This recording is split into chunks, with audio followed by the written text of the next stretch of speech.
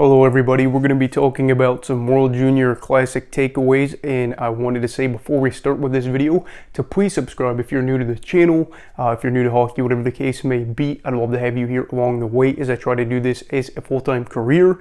Now let's get into it. And the first takeaway is Canada did it yet again for the 5th time in 9 years, and the 20th time overall. Canada has claimed gold in the tournament, and this was not a shock to really anybody, I don't think. They came into this tournament as usual as one of the favorites, if not the favorite, to win this, and for them, they were able to win yet again. They're the first country, unironically, since Canada to win multiple tournaments in a row. Of course, they won many in a row from 2005 through 2009. And of course, Dylan Guenther is the man. The Arizona Coyotes pick scored the game-winning goal in OT for the Canadians, and for them, it's all celebrations, it's all happiness. Even though that game was really tense and there were some moments where you thought that the Czechs would end up winning that game, my biggest takeaway is that they're able to finish the job, and that's good for them. As for a second takeaway here, Bedard's draft stock somehow went up, which I don't even know how you could argue that it could go up any more, but after this tournament, you have to think he is in the best spot in years for any prospect to be drafted first overall. It was pretty much impossible to imagine anybody else to be getting drafted before him, but after this tournament with the goals and the assists that he had, you just got to say there's no way that anybody else is picked before him. He had 9 goals, 14 assists, 23 points in 7 games, but really 6, because in the final game against Czechia, he didn't score a point, and for him, 23 points in 6 games. I mean, that's almost 4 points per game. He is setting records for Team Canada, and this was just something that helped even further the future legacy that we're going to see Bedard probably have. He looks that good. That's all I have to say about that. And he's also the youngest player to win the World Junior Hockey Classic MVP, and for him, that of course is another feather in the cap, and this is what we expect from him. So going forward, what else do we have to say? He's great.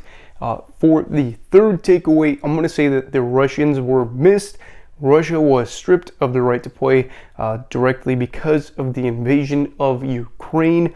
This is something we knew going into this tournament that they wouldn't be here, unfortunately, because I am in the opinion that this is wrong. You would punish the government. You want to make sure this war ends any way possible, but at the same time, I hardly doubt that, banning these kids from playing hockey is going to be the difference between this war ending and it going on. This is just, I don't know, this is something I've never really got behind, and I know some people really don't like that, and they say that, we just have to punish them any and every way possible.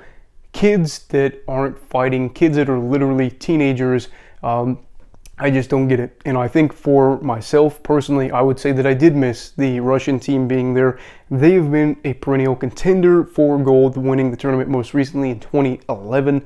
And all around, I think there were some prospects I really wanted to see, and they weren't here. Now, that's, of course, because of the war, so you have to take that in consideration as well, and understand that, they're in a spot where they're just not getting to play hockey, and Ukrainians are having to deal with a war on a daily basis. Completely get that. Just saying, for the tournament, I would have loved to have seen them there, and I'm looking forward to the day when all this can stop, and then they are able to play hockey, and everybody in Ukraine is able to live a normal life on a daily basis.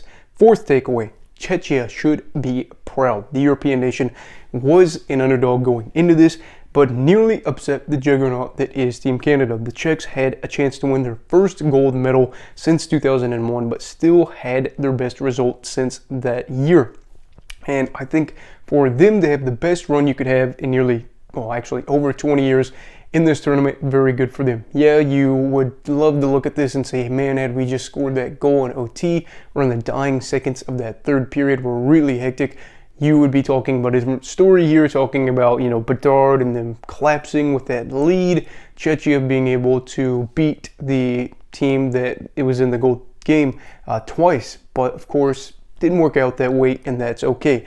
I think this is going to be a run that's difficult to replicate, but I really do think, and I'm hoping for them in their country, that it, gives that country a jolt and reinvigorates them for the game of hockey, and that it could be something that for the next year they're able to say, look what we did last year, let's try to get back and win the thing. As for my final takeaway, even though I could have a million of these, I think that the next tournament is going to be a blast. You look at a few takeaways from this year, of course, you have Sweden, they didn't get a medal. You have Finland, they didn't get a medal. And you have the US that got bronze. They weren't even in a position to win gold or silver. Next year is going to be so fun, and I'm really excited to see not only these teams, but of course, other countries like Czechia, what they're able to do. And for Canada, can they replicate it and can they get that three-peat going? And if they are able to get in the title game, who's going to be there against them? Like I said, the US-Canadian rivalry is really fun, but I also love that blood of where you have that new blood, I guess I should say, of those European countries.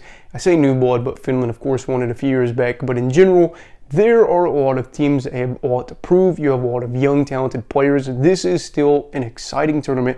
Very excited for the future of it, and I really do hope that next year is going to be a blast, and maybe, just maybe, an underdog will win it. But what are your thoughts on juniors this year? What did you think was going to happen, and did that happen? Let me know down below. Also, please make sure to like this video if you enjoyed it. Subscribe if you're new. Everybody stay safe. Have a great night. Nigo of hockey, all right. Goodbye, Brigadiers and Brigadettes. This is your captain signing off. Have a great night.